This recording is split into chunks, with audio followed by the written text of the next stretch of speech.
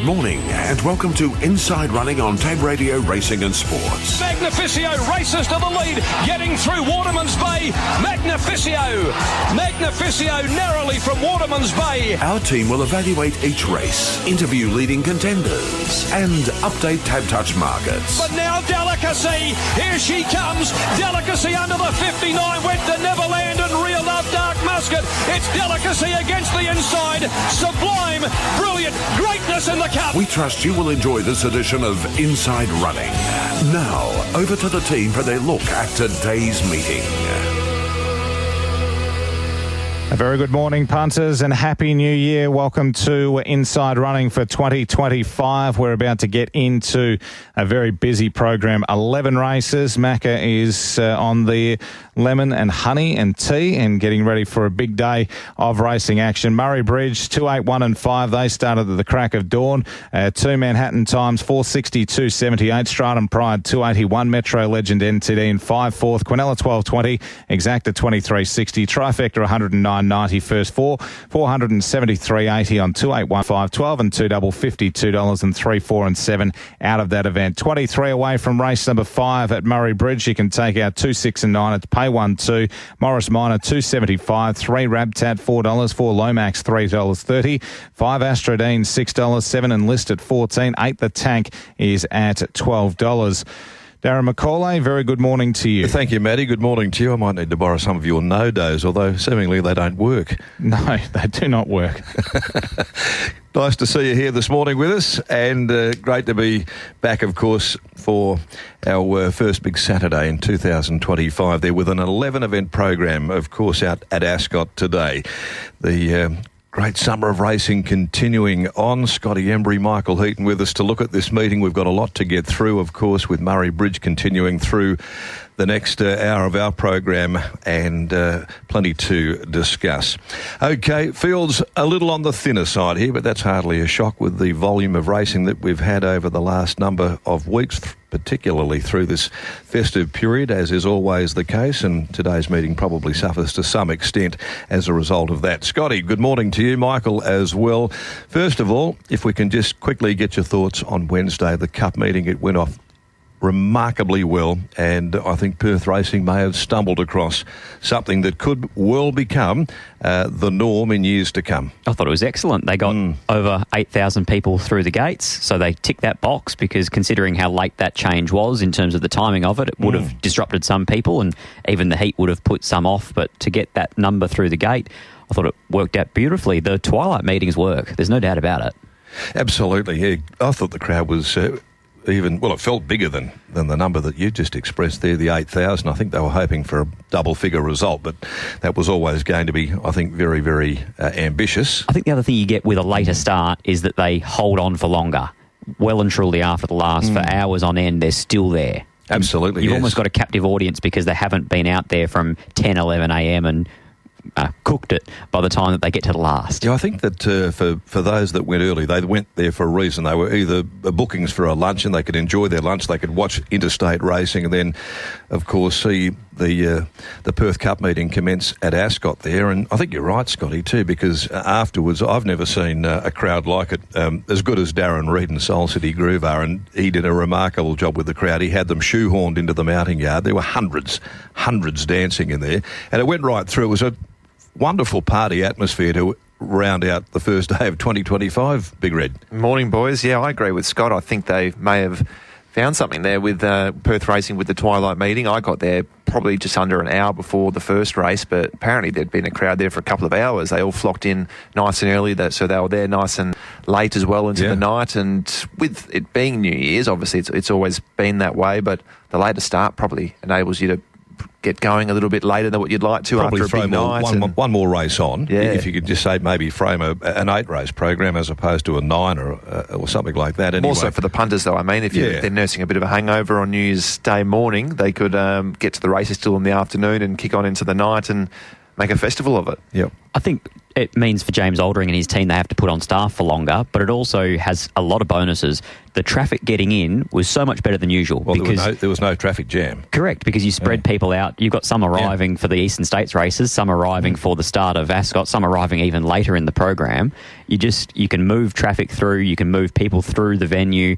I'm a big fan of it, and it gives Perth Racing, if you were to commit to it, they could spend the next 6 months leading into the Perth Cup advertising it as a twilight program, and that would really give them an advantage of trying to pull an even bigger crowd. I agree with you completely. I think it was something that had to be, I guess, introduced because of the circumstance with the hot weather in the lead up to it. But as a result of that, I think they may have discovered something there that the punters, racegoers, and those that just like a nice social day, getting out there on New Year's Day, that they could all enjoy together. And I think the racing coming faster through the day made it much more entertaining than having this elongated approach. And obviously it was a very warm day, but it always is on Perth Cup Day. It might not reach those heights, and I thought it was beautiful out there. It didn't actually, because it was in the afternoon and there was a bit of a breeze around, it didn't actually feel as hot as what the temperature might have said. So I thought it was a win on both fronts. Absolutely, yeah. And a big tick to Perth Racing for everything that they did, of course, over not only on Wednesday, but all the weeks leading up to it. They're under a fair bit of pressure at this time of the year, but James Aldring steers a really good ship at the moment out there at Perth Racing. Tony Favazzo, Brett Ruskins, Alyssa Williamson, all of the team that are involved out there, the people that we're associated with. I know how hard they work, the back of house staff, they're all very, very good. They deserve a really good pat on the back. Not to mention Brock Nealing, Matt Cork and his team, because we're the first to stand up and say if there is a pattern or there is a bias. When you don't hear a word from punters on the conditions of the track from Wednesday, means it got a big fat tick. Absolutely. All right, so well done everyone there at Perth Racing. Congratulations from all of us and from the racing industry too on presenting a fabulous Pinnacles and Perth Cup Day. All right, let's have a look at the changes for the meeting. Good 4 today. Rail will be at 8. About 30 degrees. I think we're in that range today, which is perfect. 25 to 35k sou'wester in the afternoon. It probably swings a bit that way late this morning and continues through before tending back southeasterly very, very late. Okay, the first event's at 11:25 this morning, and we kick off with a win-only race with only a field of 4. Number 4, Bonnie Ladd, comes out there. Race 1, the Morley Growers Market Handicap. It's over the 1,000 metres to start the card, but a field of 4. In fact, the first group of races are either win only or pay 1-2, and that applies to the second event on the card, which is the Bisley Workwear Handicap, and there are no changes. To race number 3 on the program, the Tap Touch Westspeed Platinum Handicap, and here we have no alterations, a field of 7. Race 4, in fact, I might have just given you the wrong race there. The Bellis Racing Stables Handicap is the 3rd. No changes there. Race 4 is the West Speed. Number 8, Zach Loves to Fly, the scratching out of the 4th. Race 5, and this is the MCA Poly Track Handicap. We've got a field of 8 running there. No changes. Race 6, the Magic Millions Plate. And number 3, Champagne Crusader, comes out there. We've got them coming. Hang on. A couple of late ones. You're very keen to get on with this. Number 10, Luana Miss, and also 11, Maurice's Princess. So we've got 3, 10 and 11 all coming out there from race number 6. So Luana Miss and also Maurice's Princess coming through a little bit later than the others. Race 7 and the Glenroy Chaff Plate is clear. Race 8, the Westspeed Platinum, we have no changes. Race 9 is the Mrs. Max Handicap, and number 7, Calora, has been taken out there. So race 9, number 7 to the 10th, the Easingwold Stakes. No changes, a field of 8, the last on the program at 5:24, the Wittens Irrigation and Design Handicap, and the biggest field for the day, 14 in the last leg of the quaddie. Changes for the meeting. We might belt through a couple of these early ones before we take a break. Let's go to the market, Matt. Tab Touch betting in this win-only race to start the card. Okay, race number 1 is the Morley Growers Market Handicap, 1,000 metres, pay when only, 4 out as mentioned, 1 premium choice, 270, 2 final siren, at $2.05. The 3 Snow Prince, $4.40, and 5 Oracle Sun, $11. Some really good support around for Premium Choice, $4.60 down to $2.70. I'm not surprised at all. In fact, that's the way that I'll be going. I know that the horse comes back having bled at its last run, went to the paddock, came back and trialled impressively, I think, to say the least. But I think we start with Final Siren first of all. The 2.05 favourite for the race. They're just getting out of touch. It was scratched on Wednesday. They've added a tongue tie to its gear this afternoon, and on the face of it, it was a really disappointing run first up. But I think as we've come to know with Final Siren, if he can't either lead or sit outside that leader and try and dictate from there, then he's just not the same kind of a horse who, when he's in front, he's very hard to beat. 5 wins in his life, 4 leading against the rail, the other 3 deep outside them. So he's never actually won when he's taken a sit.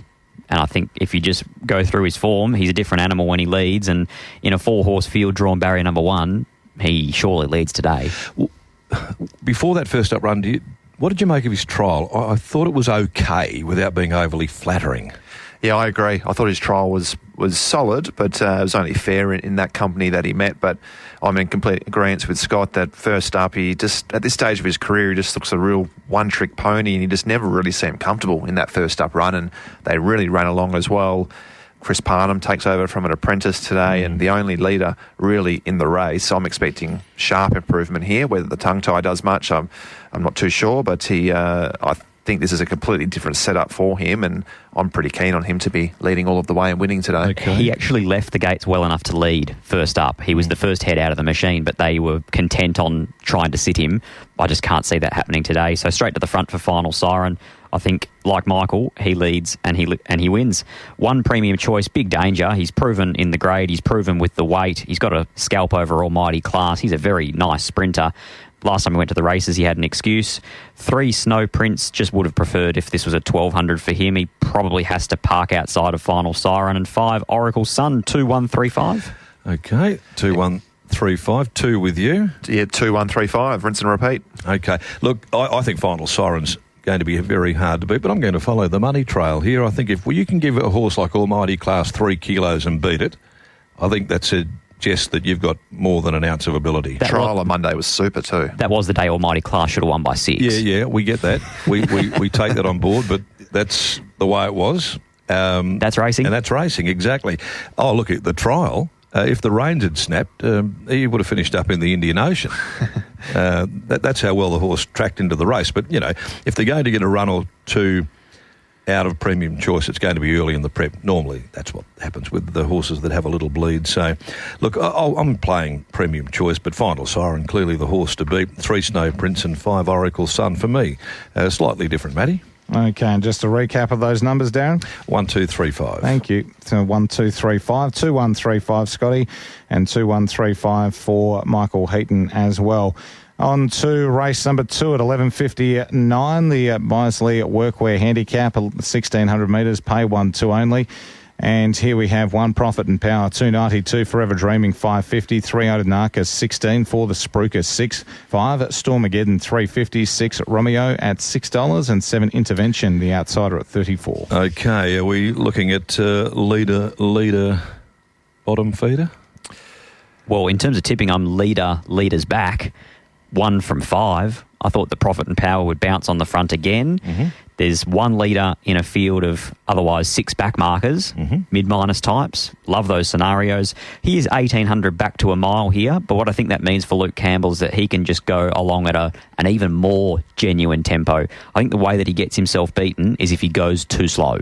So I think today that they'll look to roll them along and then try and pinch this at the 600 metre marker and slide away from them, which for me makes Stormageddon the danger. Off his back, follow him through from barrier number 1, 1 from 5, 6 Romeo was some sort of market move last start behind Profit Pocket. It was from a class 1 to a 66 plus and was double figures into $2.90. It was outrageous.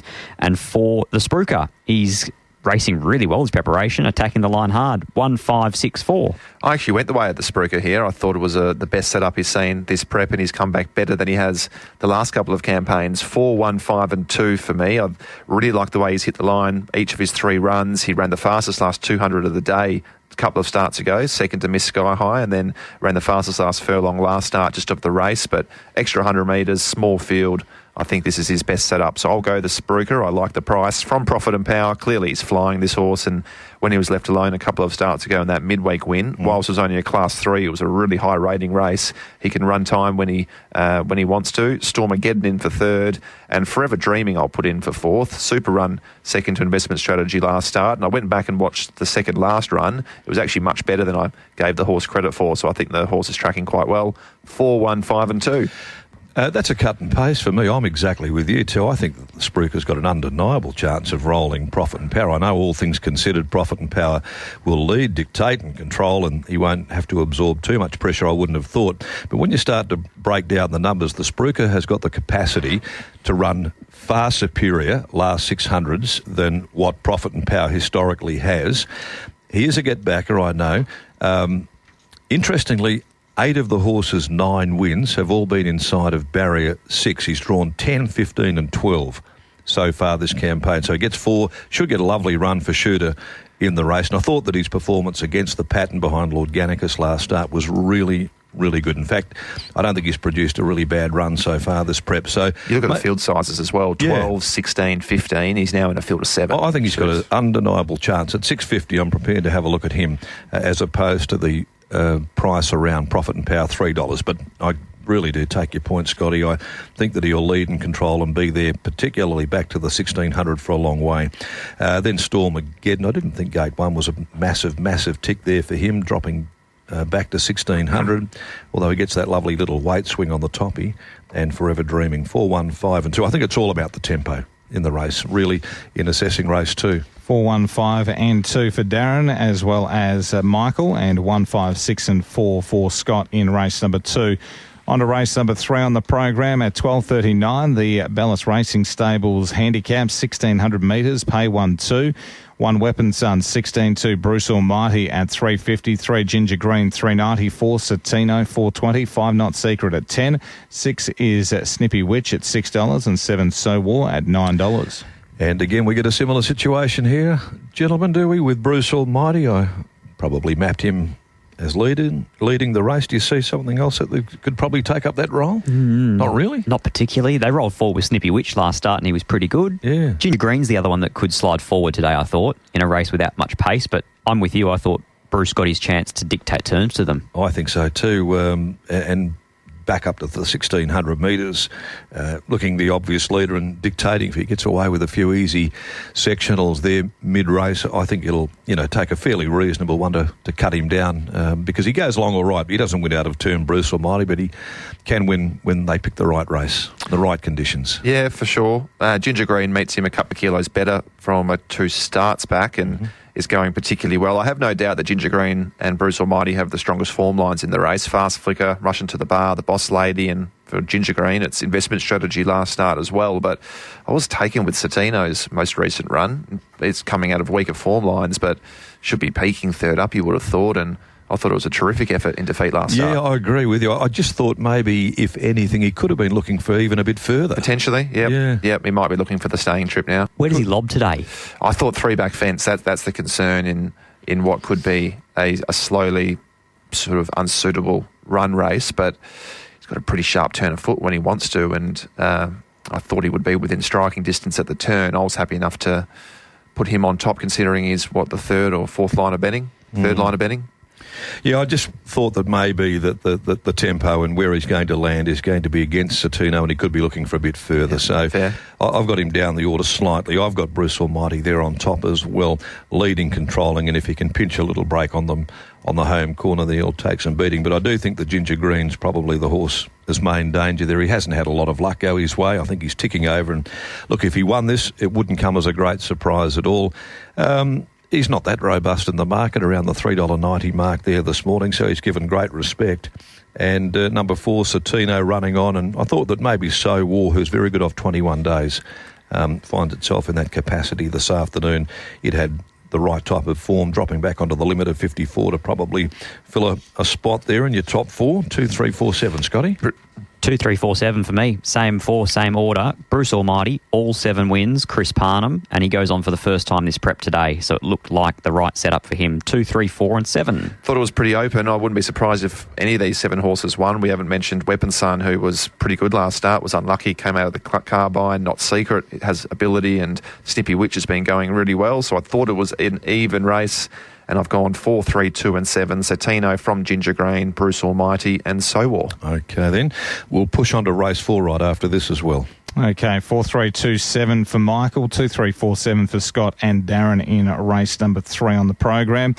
And on to race number 4. We are 4 minutes off a start from Murray Bridge. Race number 4 at Ascot at 1:19, the Tab Touch West Speed Platinum Handicap.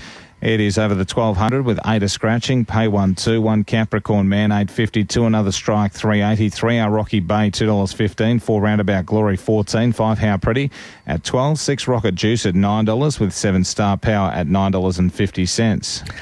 How did you see this, boys? It's a race that I'm not entirely convinced about. Well, our Rocky Bay jumped $1.60 the other day, and we sat here on that morning saying it was a tip no bet. He was extremely short in the market, but got the job done. But in fairness, he probably strikes another quite suitable race. But in saying that, I'm been taken with another strikes efforts, both first up and second up. I like, similar to Spruker early on, I like the small field here, and I'm happy enough to go his way with our Rocky Bay being all the rage. So I'll actually tip against our Rocky Bay today. So will I. He was hardly convincing last week, our Rocky Bay. Got the job done, didn't he? The horse that was chasing him down Bleecker Street's probably a bit out of form as well, and didn't have the right sort of flow into it. Whereas I think another strike is going very well. Yeah, I think they might have picked the right race with our Rocky Bay. And if you took the skinnies at the end, well, okay, I think you might have got away with one there. That's the view I took after the race. And I think that another strike is building. Crying out for 1,200 as well. Yeah, it looks timely, doesn't it? Yep. Third run in the campaign. He didn't trial before his first up effort behind Divine Belief and then the Oracle Sun run, where he looked as though fleetingly when he got through on the opening he was going to go to him and take him. Was doing his best work late, and I know he's probably settles near last, or may potentially even last, but he came from 11th last preparation to finish second to Rocking Rupert. So I think he's certainly got the best turn of foot in the race, and with the scratching now of Zach Loves to Fly, it's only a 7-horse field. I don't think he'll be that far off them turning for home. So happy enough to go his way. Another strike, 2, 3, 1 and 4 for me. Another strike from our Rocky Bay. Put Capricorn Man in for third. Got blown up by Norwich first up, but drops in class. And I think he finds the rail in front today. So I'm expecting improvement from Capricorn Man. And also Roundabout Glory got the job done first up. I just thought this horse might have a little bit more upside than some of the others in the race. 2, 3, 1 and 4. Did you like Star Power's trial? I thought it was good enough. Yeah, I think it was satisfactory to probably land into a bottom part of your selections for the race there.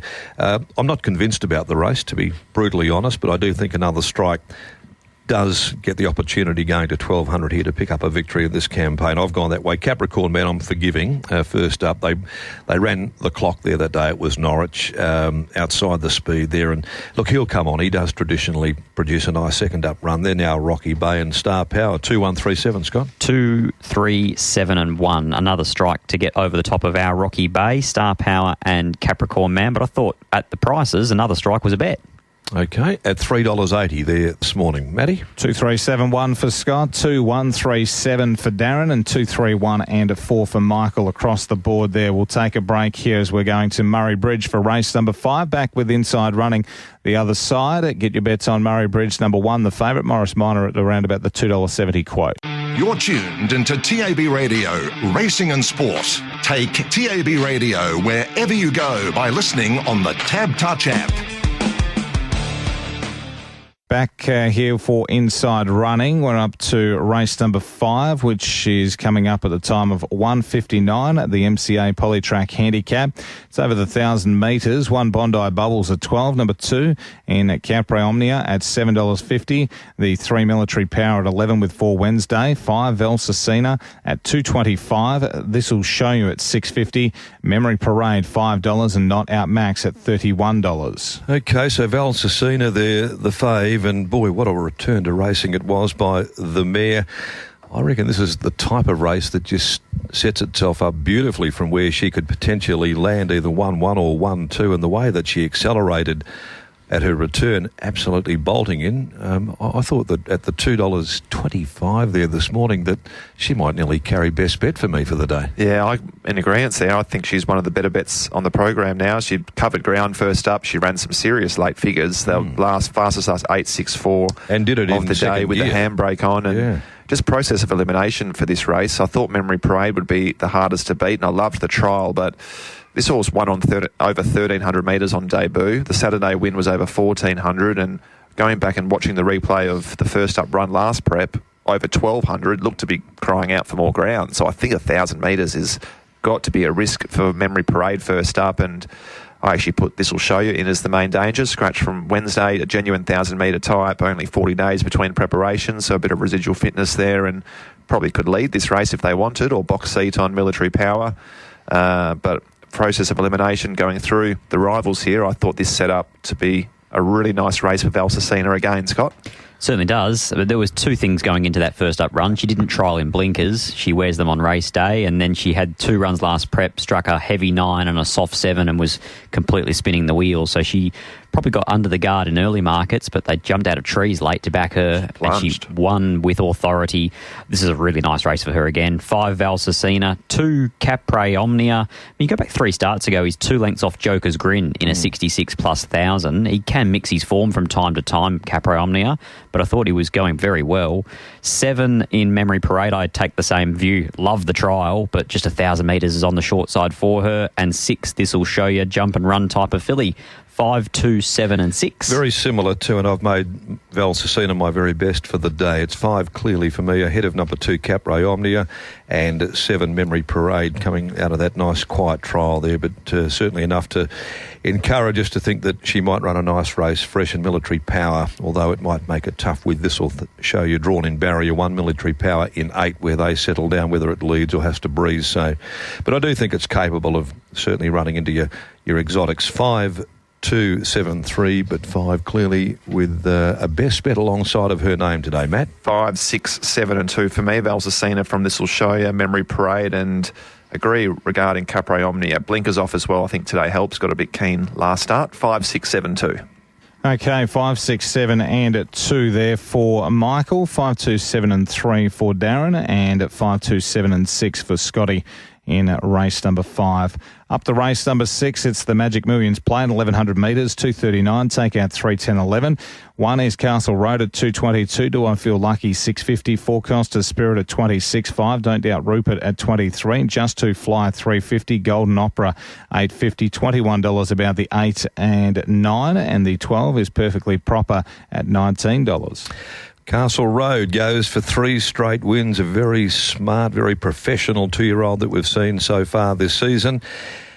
Does he go again, and does he make it a winning hat-trick here, or do we have to look further into this? Do I Feel Lucky, who'd run second to Castle Road and was very green, very wayward, but very, very promising, and of course, Luke Fernie's newcomer, the colt Just to Fly, very typical looking of the Justifiers progeny, who was, I thought, pretty impressive in leading his barrier trial also, helped by a few scratchings in the race. Let's open it up there. Which way will you be going? Super impressive, Just to Fly in that trial. The scratchings have changed the race now. Luana Miss showed good speed in the recent trial, scratched. Maurice's Princess showed good speed, scratched. So I think this sets it up nicely for both Castle Road and Just to Fly, who look the 2 speed horses. All of a sudden, they probably get across quite comfortably now and settle 1-2, but I see no reason to jump off Castle Road. Been nothing but impressive. I know he's got 59.5 now, but like I said, I think the race maps out quite well for him to lead, and happy enough to go his way, Scott.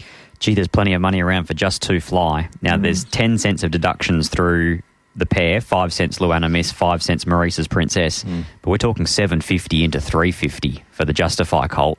He was ultra impressive at the trials, and now they'll jump from barrier 8 and 9 respectively, Castle Road and Just to Fly. So I'm with Michael. I think they come across as a pair.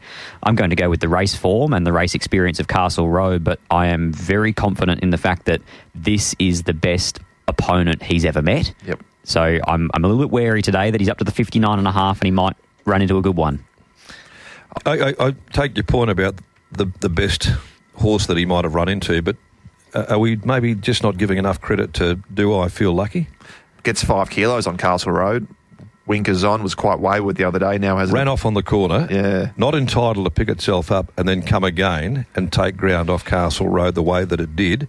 And they've added a set of winkers to its gear this afternoon. Again, similarly drawn. Given a bit of time to think about the first up run with a month between outings. But I thought that there was enough in the performance of Do I Feel Lucky. I'm not suggesting that it will beat Castle Road today. I'm going Castle Road. But I still think that the two did enough, as much as this newcomer looks very good as well. I had Do I Feel Lucky in for second originally, but with those scratchings this morning, I think the speed horses might just dominate the race now, so I'm going to do a switcheroo and put Just To Fly in for second. 1, 6, 2 and 7 for me. Castle Road to win again from the impressive trialer Just To Fly.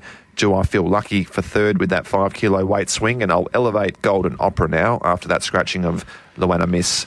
So I am 1, 6, 2 and 7. Okay, Scotty. Same trifecta in the same order, 1, 6, 2. I'll include 12, perfectly proper out of the trials in there for fourth. 1, 6, 2 and 12. I will agree with you now that it gets an opportunity with those scratchings, I think, to be elevated. Perfectly proper also. It's 1 from 2 for me, 6 and 12. It's a good race, I think, the Magic Millions Plate. Certainly one of the really interesting races on the best program. Best 2-year-old race we've seen for a while. I think it could well be too. I love the professionalism of Castle Road. I like what I saw of the wayward Do I Feel Lucky, the fact that it was able to, pick itself up and then hit the line the way that it did late in the race. And I love the trial of Just To Fly as well. So I think there's a lot to like about the Magic Millions Plate, Matt. 1, 2, 6, 12 for Darren, 1, 6, 2, 12 for Scott, and 1, 6, 2, 7 for Michael. Up to race 7 at Ascot today is the Glenroy Chaff Plate, 1,400 metres. One more too many, number 1 at $9.50. 2 Battle Commander, 13. 3 Show the Way, $5. 4 Tactics, $3.80. 5 Noah Quintilli at $8. Cash Flow at 11. 7 Net Zero, 31. 8 Black Aura at $3.40. And number 9 is Elmerum at $23. Scotty, one of your favourites here has been well targeted. Black Aura, $4 into $3.40 and continues to race in good form. Not without a lot of luck last time around behind Earthstorm. 2 favourites, Black Aura $3.40, Tactics $3.80, Lucy Fiore, Chris Parnham, and on paper, that's the day. They've both got 9 rides. Lucy's average price, $3.70, Chris's average price, $4. They're on 9 of the 11 favourites between that pairing, and 5 of those races, they're on the first and second favourites. On paper, it looks like between the pair of them, they'll have a day out. But I thought... Doesn't always happen like that on paper. No, of course not, but worth highlighting. Black Aura, I thought, was luckless in that race behind Earthstorm. It was her first time at 1,400. They rode her really conservative to make sure that she got the trip, should I say. I thought here today this was probably an equal, if not maybe a slightly weaker edition. So I'll follow up. 8 Black Aura. 3 Show the Way. There's a late gear change. Show the Way has the bar shoe coming off. So that's a positive gear change coming through late for Show the Way, who's been attacking the line really hard. And Sunshine Tafe came out of that race behind Daytona Pete and Frank's the Form. Thought he was a big clear-cut danger. 4 Tactics, straight to the top. That might be the way to ride him. Just ride him for pure and utter speed. And 5 Noah Quintilli, who didn't fire first up, but I'm happy to say that the filly's better than that. 8, 3, 4 and 5 for me. Okay, I had a little bit of a problem with a number of the runners in the race because it's my old second up. 12-1400, and it applies to Battle Commander, Noah Quintilli, Net Zero, and LMRM as well. So I've had to push a few out of the road. So then you scratch them. Well, normally, you see, this is what happens. You see, punters. history will tell you that they don't normally, go that well. Second up, 1400, no matter what. There are exceptions to the rule, but they can't all be exceptions to that rule. So it made it easy for me. I'm on Black Aura. Michael, which way will you be going? Black Aura for me too. I think looks ready to win. I, like Scott, loved the run last start. She ran the fastest last 12, 10, 8, 6, 4 and 200 metre sectionals and stays at the same track, grade, distance. I thought her main danger was actually Tactics, who I think is a really nice horse, a beautiful type to look at as well, but coming out of a maiden. So I think Black Aura should be hard to beat here. 8, 4, 3 and 1. Black Aura for me, from Tactics to lead, give a kick and be hard to run down. Show the Way, like Scott, looks ready, and I think the 1,400 metres should be okay off the strength of the last start effort. And I'll throw in 1 more too many. Good run last start, but now 4 weeks between runs, 1,000 to 1,400, probably not ideal. 8-4-3-1. Yep, making it unanimous. Black Aura to beat 3 Show the Way and 4 Tactics. I'll include Cash Flow as my next best in the race there as a point of difference. 8-3-4-6, Matt. 8-3-4-6 for Darren, and then we have 8-3-4-5 for Scott, 8-4-3-1 for Michael. 8s across the board in race number 7. On to race number 8, comes up at 3:47, 1,400 metres of the trip for the Get the Tab Touch West Speed Platinum Handicap.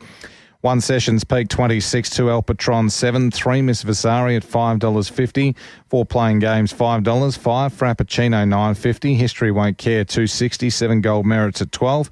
8 Happy as Larry 23, number 9 Mr. Talentino is at $15. Okay, I don't mind this race. Your thoughts going into it here, Scott. History Won't Care scratched on Thursday down there at Pinjarra. Now, he's only a maiden winner at this stage of its career, but probably should have won first up.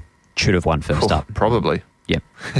He was a good thing beat. I was being conservative, me. Clint's had nowhere to go, did he? Clint's serving a suspension, so we can knock him on the ride. Well, it wasn't really his fault, was it? It's just had nowhere to go. Just climbing over them, just simply no room. Well, he rode for luck and there wasn't any to be had. But for History Won't Care, look, I thought this was a really nice setup for him, but this is better than your average West Speed Platinum. Agree. I think we can use this as a bit of a form reference race, actually. I think History Won't Care's got a future. I love the way that Playing Games is going, and she sneaks back from a 66 plus into a West Speed Platinum. I thought El Patron's run last start behind Papavero Princess in a really strong form reference race wasn't too bad, and I actually convinced myself here that he was able to slide across and park up in the breeze outside of Frappuccino, which is a winnable spot for him. I thought he would be as well. Yeah, and Miss Vasari coming back to 1,400 where she'd run second to Janny, of course, in the final of the West Speed. So that's a tick. I thought those were the 4 that we could play with. 6, 4, 2 and 3. History Won't Care to get the job done second up. I think he's quite a nice 4-year-old, this. 4 Playing Games, 2 El Patron and 3 Miss Vasari. 6, 4, 3 and 5 for me. History Won't Care. Should have won last start. Drawn off the fence today, I think's better than this grade. Can be hard to beat from Playing Games. I'm concerned about the 1,400 metres. Yet to tick that box, but has been solid enough at the 3 runs. Really well placed back into this grade. I think Miss Vasari would jump out of the ground back up to 1,400 metres. I thought has arguably the best form lines in the race. And I'm throwing Frappuccino. No luck last start. 3 wide, no cover. He led his previous 2 starts and won both. And I think he leads quite cheaply here. 6, 4, 3 and 5. What he did do back in October as well of last year, he did lead in a 1,500 and he broke 130. He's better in front. He's better rolling. He's a big angular type of a horse. And he's much more comfortable when he can flow. And there didn't appear to be, I don't think, another horse there that would take him on for the front, Scotty. No, that's why I thought El Patron could get across to the breeze because nobody wanted to park up outside Frappuccino. No, and for that reason, he certainly goes into my exotics as well. But I'm with Playing Games in the race. I think what you've identified there, those runs to Miss Flirtatious all play rissoles, all very, very good form, as much as History Won't Care was completely devoid of luck at its first up run. So 4 from 6, and then 3 Miss Vasari and 5 Frappuccino. For me, they're in the 8th. Matt? 4, 6, 3 and 5 for Darren, and then we have 6, 4, 2, 3 for Scotty, 6, 4, 3 and 5 for Michael in race number 8. Up to race number 9 on the program of the 11 races there today. 20 past 4 for the Mrs. Max Handicap, 1,400 metres, 7 are scratching. Blue Lagoon $10, 5 down at 21. Henry the Aviator at 10, 4 on Patrol $3.80. Soldanel at $9.50, and the 60 Ablo Lad at $18, the 8 Red Tory $2.49, Just Famous $9.50, and Sports Talk at $20. Okay, well, which way did you see this one going? Is it Red Tories to lose or not? I'd say so, yeah. Or you're heading elsewhere? No, I'm tipping Red Tory for sure. I think it's probably short enough, but both runs have been very promising. All the fastest closing sectionals of the meeting first up in that midweek race, and then 1,400 metres last start, third in that hot winner-producing race. Papavero Princess Kalima beat her home. I don't think there's any of those type of horses in this race, and you'd expect her to be at her peak third up, Scott. And I think she can settle a bit closer. She's drawn 11 of 11 and 11 of 16 so far. Smaller field, better barrier. I thought she was one of the better bets on the program. Red Tory. I love that Papavero Princess form. Happy to follow it through anywhere that it goes. 4 On Patrol. Look, he's going well, but his Ascot record is just horrendous. It's not good. And so I can't come into him at the price he's going to go round. He maps well, though, doesn't he? That's in his favour. He's always been better off the fence, though, I think, On Patrol, hasn't he? Correct. He's got an awkward sort of action. I'm just very in and out type of a horse. So 8 for me, Red Tory, 4 On Patrol. Talking of in and outs, Soldenell, she's in at the moment. She is flying, and I think they've figured out how to ride her. Yeah, I think, Steve, your interview with Stephen after, I think you spoke with him after the race when he won on Soldenell last start, and he basically just said this is simply the way to ride. There's one way, and that's just ride it dead cold out the back and let her go. And it's working for them at the moment. And 3, Henry the Aviator. Paul Hunter brings him up from Albany, and there's obviously a Fitzpatrick meeting tomorrow down there locally. So they've brought him up the road, and he's actually going quite well. 8, 4, 5 and 3 for me. I went 8, 5, 4 and 1. Red Tory. Thought the main danger was Soldenell with how well she's going. I know it's a rising class, but she's been pretty good in those 2 efforts, and the penny's dropping. On Patrol in for 3rd. Love the way he's going, and it was a similar run to Cracking Time last start, and Cracking Time should have won on Wednesday, and just thought it was a bit of an awkward setup from the inside draw. And I'll throw in Blue Lagoon. Probably maps awkwardly, but geez, I think this horse is actually going quite well. Just is due some luck. 5, 4 and 1. Well, the run 2 starts ago when it ran 5th behind Fast Flicker was okay. For sure. In a 72 Queen ran plus. 2nd in that race too, so it wasn't that far off them, just over a length, and then ran into the Papaviro Princess race as well. So I think Blue Lagoon, a senior going back on board again, a horse not with a great record like On Patrol at Ascot. So we take that into consideration. What do we make of Mickey G's 4-year-old Just Famous, the first up run Albany? Was there enough there, do you think, to maybe suggest it could come on a little bit after that? Was a bit unlucky that day, I thought. Found a little bit of traffic, but this is a fair step up from an Albany 58 plus. What I will say is that the one that beat Just Famous down there at Albany, Flying South, is a very nice horse. Yeah, that's the report tomorrow as well. Yep. 8 for me, Red Tory, clearly, and I agree, Scott, I think she's one of the better bets for the day. On Patrol, I've got question marks on a number of these horses, by the way, to run second. 9 Just Famous and 1 Blue Lagoon. I didn't find a spot for Soldenell. Just a little bit worried about the form out of that last race, but that's there, of course. Only on paper, Soldenell did a very good job coming from where she did back at the tail and then just descending upon them. So you can't knock the form from what she's producing lately, that is for sure. But 8 for me, Red Tory. 8, and for the minors there, Darren, just to recap. With reservations, 4, 9, 1. 4, 9 and a 1. 8, 4, 9, 1. 8, 4, 5, 3 for Scott. 8, 5, 4 and 1 for Michael, with 8s across the board. Up to race number 10 on the program at 4:52. It's the Easingwold Stakes, and 1,400 metres is the distance here, with 1 Cheval de Varga at 16, number 2 Investment Strategy at $2.35, 3 Cold Shizzle $34, 4 Fast Flick at $3, 5 Sisu Warrior at 13, 6 Hell I Am at $4.40, 7 Benji's 26, and 8 Heskett is at that $26 quote. Now, Scotty, bar shoes go on a couple in the race. Cheval de Varga, Investment Strategy, are they? Investment Strategy is the one that you probably need to talk the most about, considering he's $2.35 and favourite. Bar plates on the hind. And it's a second time. He actually had them go on in the Guineas. In the Guineas run. And he ran 5th, beaten 2 lengths that day to zip away a lot of good men and Super Smink. So you could say that it might not be that big of a concern. And then he backed up 7 days later into the Lastia and won that when they came off again. Yes. Yep. Yep. So it's I'd probably take a little bit of confidence with the fact that he has raced well enough with them on before. And it's only the hinds. Okay, all right. Well, we are satisfied then that he'll be very hard to beat as favourite for the race. Does Fast Flicker lead this again, or are you expecting Cheval de Varga to come out humming? I thought they would lead today on Cheval de Varga. Yep. And where does that put Investment Strategy then? 3 deep again? No, I thought that they would probably come out and look for the breeze. Sisu Warrior, I thought Sisu Warrior, they'd be happy enough to hand up. I didn't think he was going well enough to park him in the breeze and ride him aggressive. Is Fast Flicker not in the breeze, though, if Cheval de Varga leads? That's what I said. Oh, no, sorry, Investment Strategy, is he not 3 deep? I thought he was every chance of being 3 deep. Yeah, sorry. Did I say Fast Flicker before? Yeah, like he was last start. No. Yeah, that's the concern for me, more than but in saying that, he was dominant the other day. It was a big win on a fast tempo. Against a pretty moderate bunch. He was extremely well placed. West Speed Platinum Day can always throw up a few horses that are simply better than their opponents. And I think that Neville Parnham just produced an absolute clinic in terms of finding the right race for him.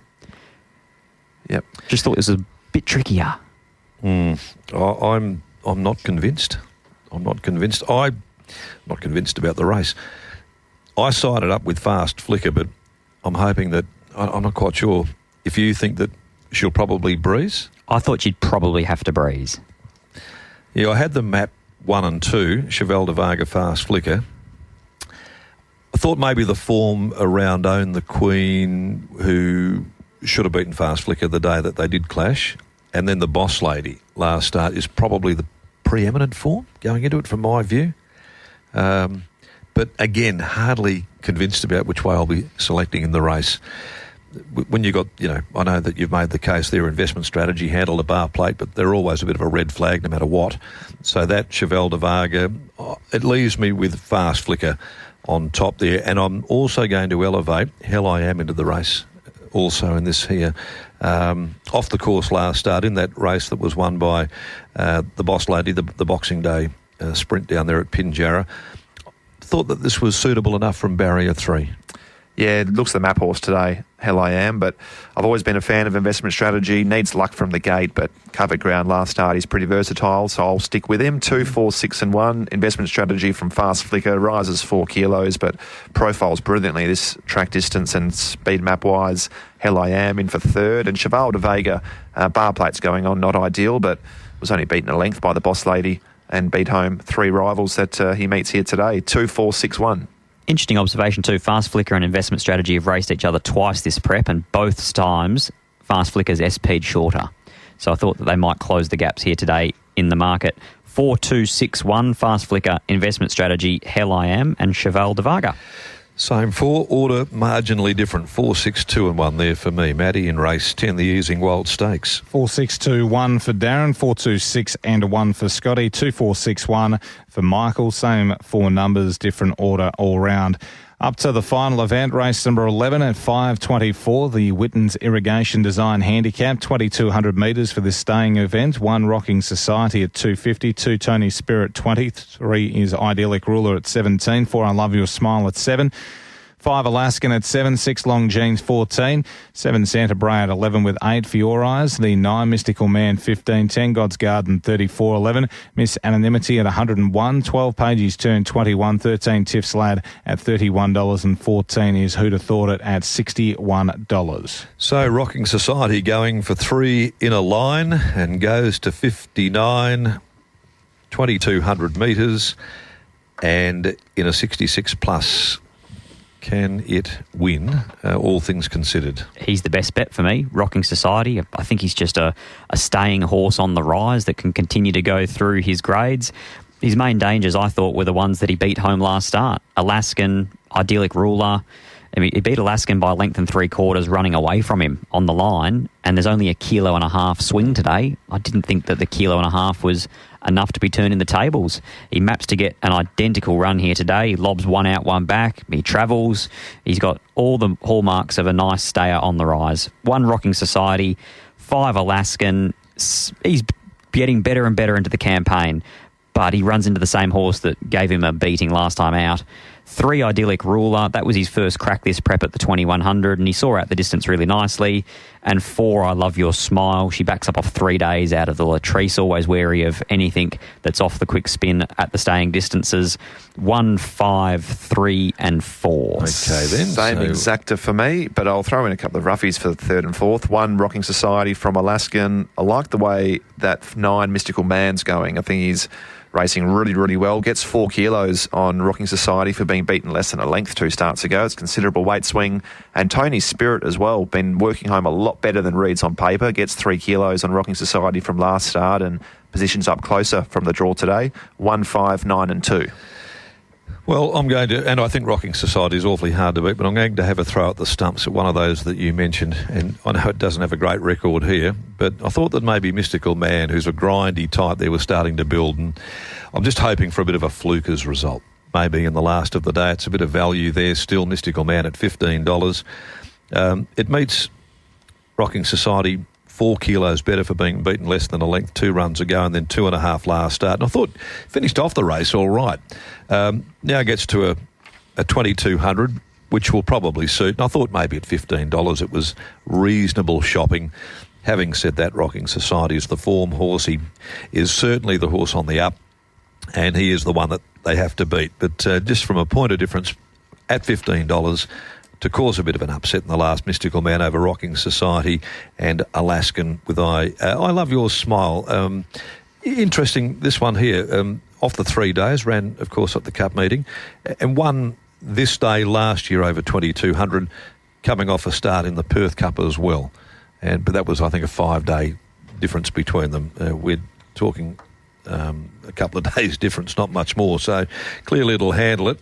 And 3 runs ago, beaten a length and 3/4 to Hemlock Stone. Now that will become a bit of a talking point, I suppose, just for the fact that it won a Perth Cup at Bolter's odds. It was a great result, that too, by the way, just in wrapping up the show this morning. I think the scenes in the yard were just exactly what we wanted on a Perth Cup day, where so many owners were gathered together. They were having a party of their own. They couldn't believe their horse had won the Perth Cup. They couldn't believe some of the prices they got about Hemlock Stone.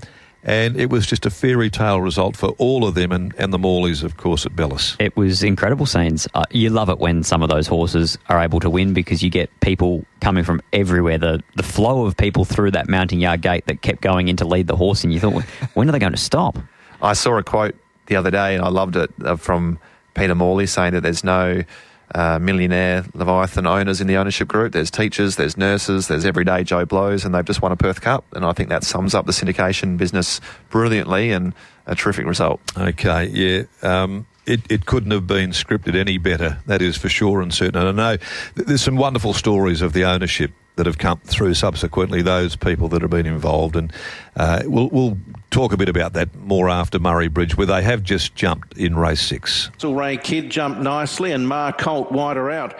Lou Silent Don, Magnetic Edge, Mar Colt and Castle Ray Kid. 925 the numbers there. The winner is Gotta Go Guru at 260, 150, 2 eventually 145 Dual Fuel, 170, and 4th will go the way of number 6 there. So it will be 925 and at 6.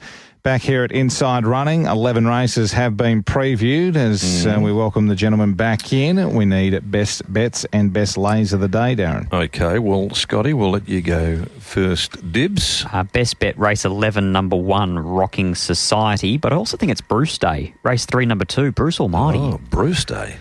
Race 5, number 5, Valsacina for me today, my best bet. Bring out your Bruces. I'll go race 5, number 5, Valsacina, into race 9, number 8, Red Tory, and make race 8, History Won't Care, as my lay for the day, only for the fact that I've tipped one to beat it. So, best omen for the day, boys, from my dear mate Titsy out there, who's a regular to the program, is Forever Dreaming, race 2.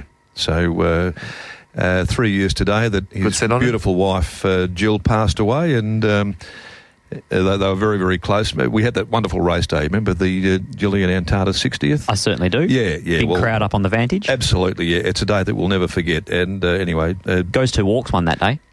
Confident of it. That's how Scott remembers days. Oh, right, okay. I'm a bit like that too. Yeah, her favourite horse wasn't Goes to Walks. It was the other one of Nifty's, though, that won the race there that day. Anywho, my lay of the day is race 9... On Patrol at $3.80. All right, fair call there. Okay, so I think we've got a wrap as far as that is concerned there for the meeting today. What's your lay, Scott? Same thing. On Patrol. Ascot record. Horrendous.